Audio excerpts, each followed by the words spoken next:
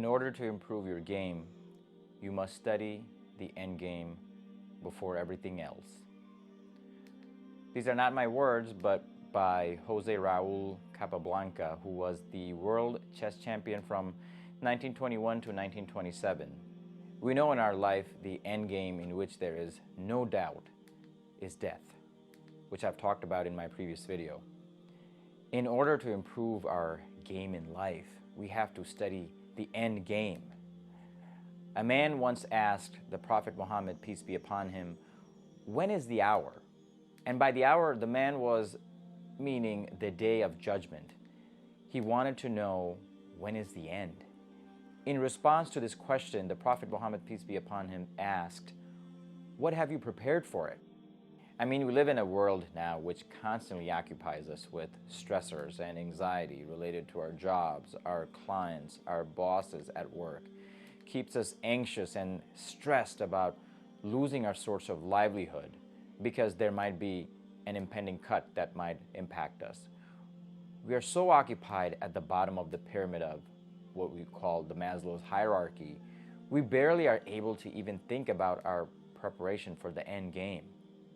There is a great book out there for those who are interested, Deep Work by Cal Newport. And the author challenges us to think and reflect, which, by the way, has been constantly emphasized on the Quran throughout multiple chapters. And I'm talking about pondering, look around you, reflect on the nature around you. How did this come to existence? Most importantly, if you were kidnapped in the middle of the night while asleep, and you woke up the next day finding yourself in an airplane, the obvious question will be, how did I get here? And where are you taking me? You would be asking that to the people around you. Or you would be asking, where am I going?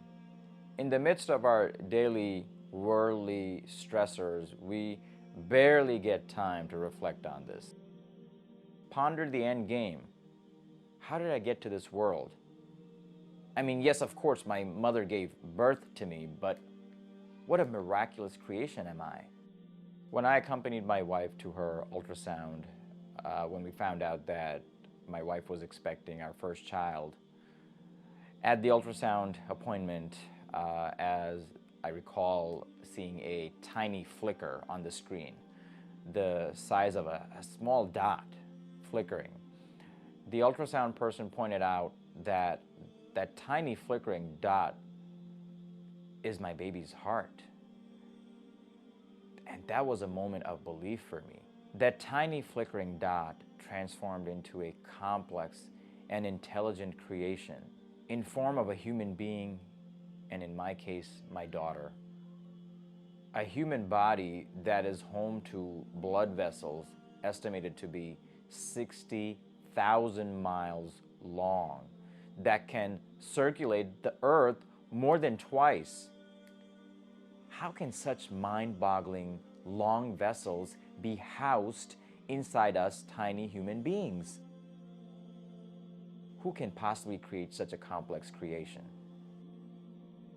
Our eyes blinking 12 times per minute without us thinking about it, blinking being a necessary function for us to cleanse and moisten our eyes, programmed in us. Who programmed such intricate details? Do they not reflect on the Quran, or are there locks in their hearts? This is Surah Muhammad, 47th chapter of the Quran, verse 24. We have to humble ourselves to find peace.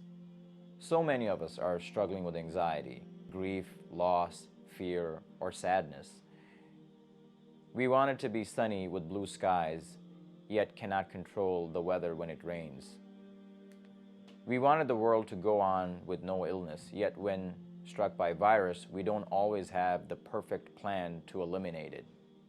We want our loved ones to live, yet many of us lost our parents because we cannot control who dies and who lives.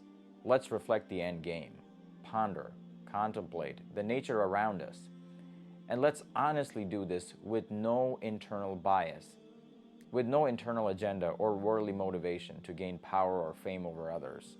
And if by honest, deliberate contemplation we arrive that there is a one higher power, let's not hesitate to fully submit.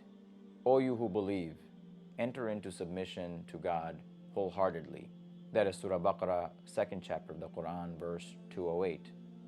If through our deliberate pondering, reflection, we do find there could be only one higher power, the Almighty, let's find peace through submission, because then all other stressors of this world becomes manageable. You used to be fearful, anxious, worried, sad, concerned, had trouble sleeping, with racing thoughts, with worries about anything and everything. Your contemplation is leading you to believe this dominion, the universe, this creation could only belong to the one creator. Continue your research. Be critical and ask questions. Continue to reflect. Now I'm confident to remain at the state of submission, and I hope that I will remain at the state of submission to the Almighty. And I'm not talking about submission to money, not submission to power, not fame, not the material gains of this world. By submitting to the one Creator is where I get my freedom and peace.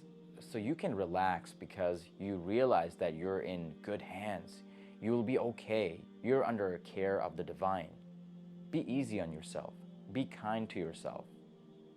As Dr. Hamza Yusuf says, you're aiming to be at the hub or center of a hurricane, where it's quiet and peaceful at the hub, of course, while the circulation around it is pure chaos. I'm aiming to be at the core, the eye of the hurricane, by staying in submission to the Almighty.